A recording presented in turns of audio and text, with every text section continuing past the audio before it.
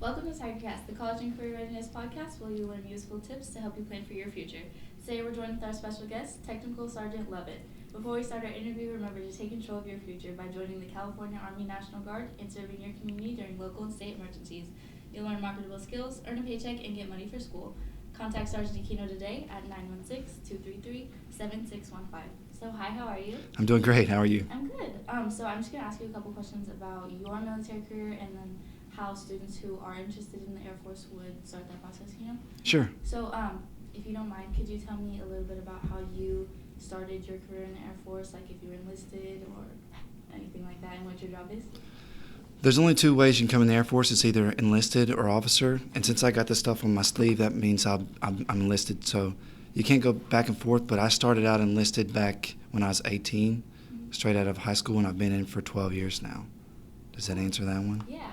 So when you first enlisted, what was your job, or you said it was an AFSC?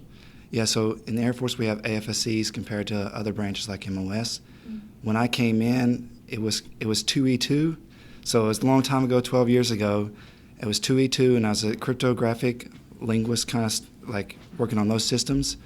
And then after a while, the Air Force changed me over to the AFSC 3 Delta 1 X2, which is cyber transport. So currently, I'm a recruiter, so that's 8R000. But back before I was recruiting 3 years ago, I was over in Virginia, and I just worked on computers and networking, just like how the laptop here is connected to some kind of Wi-Fi in the school grounds. Like Mr. Pugh, he's over in the theater looking at all of his stuff.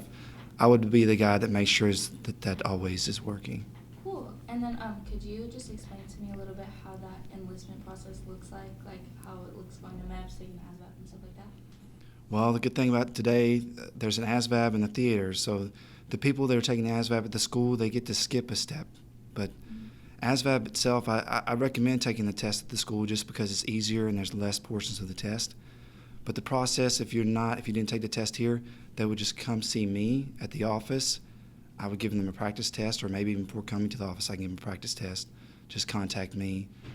You would take the ASVAB. If you do well on the ASVAB, then we move on to the next step in processing and qualifications, which would be the physical. Sometimes people are clean pre-screen, no issues. Sometimes it may take a little bit longer.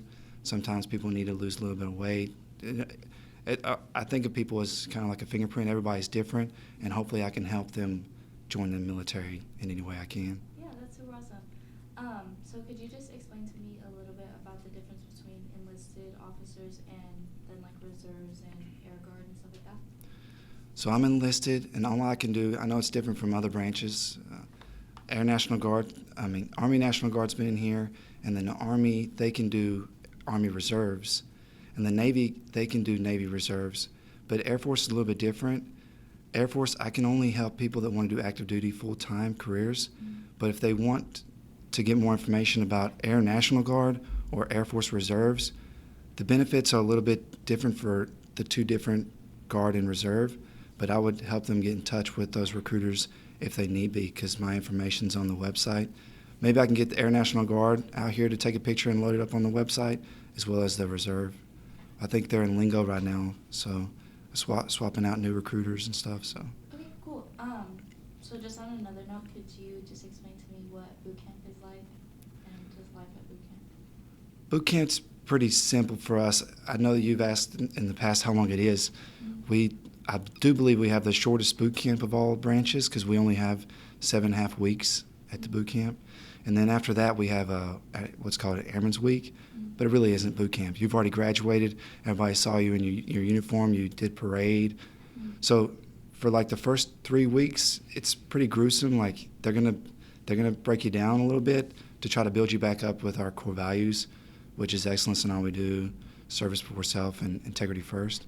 So like when people come into the Air Force, they don't really live those core values just yet, and they think that maybe they can get away with tricks, but that's what the Air Force is going to help them build up to in boot camp. After the first 3 weeks, it kind of just dies down. It's kind of relaxing. They trust that you've already got those, and they test you to see if you're doing the right things when no one's looking. And that's honestly when you're doing things while no one's looking and you're doing the right things. That's when the new airmen that are coming that's when they're going to start to be better than their peers. Mm-hmm. So that's how they win awards at basic training, honor graduate and honor flight and all these other awards that they get because they're starting to live by the core values. Can you get promoted at Boot 2? So there's two different ways people can join the military. Mm-hmm. There's, commitment. You can sign up for 4 years or 6 years, but the promotion for us, if you sign up for 6 years, would happen during technical training. Is that like job school? Yeah, job school. So their first at boot camp, if you came in with college credits Mm-hmm. or you finished junior ROTC somewhere, at that point, at the end of boot camp, you would get promoted to E2 or E3, depending on what qualifications you had when you came in. Cool, that's super awesome.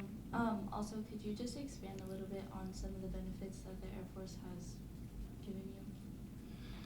Well, I mean, when I first came in 18 years old out of high school, I definitely needed a roof over my head and free food and the medical benefits because I didn't want my mom and dad to worry about that stuff no more. Mm-hmm. But as my Air Force career has gone on, life has changed and it's gotten better. So now I like to use the benefits to, give my family a roof over their head as well as money for food and also just all the medical benefits. My wife is still coverage and she doesn't have to worry about insurance, and as well as my daughter who's 3 years old. Cool. So, what about educational benefits as far as college and stuff like that? So Air Force, there's a couple ways you can use Air Force benefits for that. Mm-hmm. Most people in the Air Force, though, they don't touch they won't touch the post 9/11. I know a lot of people talk about the post 9/11 and how you get free education, mm-hmm. but while I'm in the Air Force, as well as my wife when she was in the Air Force, we use what's called tuition assistance, and that pays 100% of the school classes that someone would take. So, and it doesn't really matter what career you choose or which degree you choose. They'll be given $4,500 every year, and if they don't use that $4,500, then it goes away, and then beginning October, they get a brand new $4,500 to use. Cool, that's super cool. So like you said, when people pick their careers and stuff, going to college, do you think that often people pick their AFSC to, kind of integrate it into their civilian career after the military? Yeah, for sure. Some people come in wanting the communication stuff because they want to work in computers for a long time. At that point, they would, if they were to get one of those positions, all of the school, like for me, I went to the cyber transport school, mm-hmm. and I got 64 college credits for that stuff. And then on top of that, all the OJT, on-the-job training, they're going to also be lucrative after the Air Force. Mm-hmm. But while I was in the Air Force too, the Air Force paid for 3 different certifications, CompTIA Security Plus, CompTIA Network Plus. So all of that kind of morphed itself into, obviously, it helped me, so it's going to help me after the Air Force. Yeah. And there's other positions that people do all the time that will help them after the Air Force is over. What are some of the popular career choices in Air Force? Popular, just Air Force, if somebody's just calling, that's probably because they want to work on some kind of aircraft. Yeah. That's popular because Air Force. Mm-hmm. But there's a lot of other positions people call a lot about, we have what's called military police, or Air Force calls it security forces. Mm-hmm. People would like to do security forces just because they know that after they get done, they might be able to walk right in to have a position in SAC PD or California Highway Patrol or Folsom Police, Elk Grove Police Department. Elk Grove Police Department came up to me in a career fair and said that, oh yeah, for sure we would love to take people straight out of the Air Force with this job and give them a position. That's super cool. I just have a couple more questions about you personally.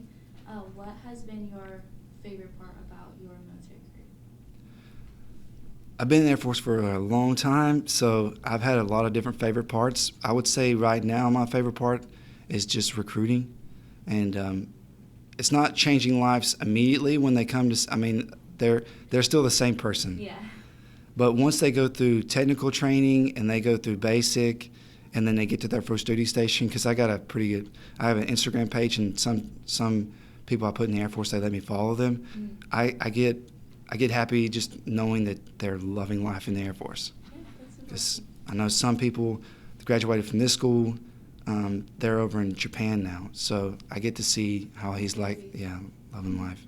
Yeah, so if you just want to shout yourself out a little bit, how would a student that wanted to join the Air Force contact you?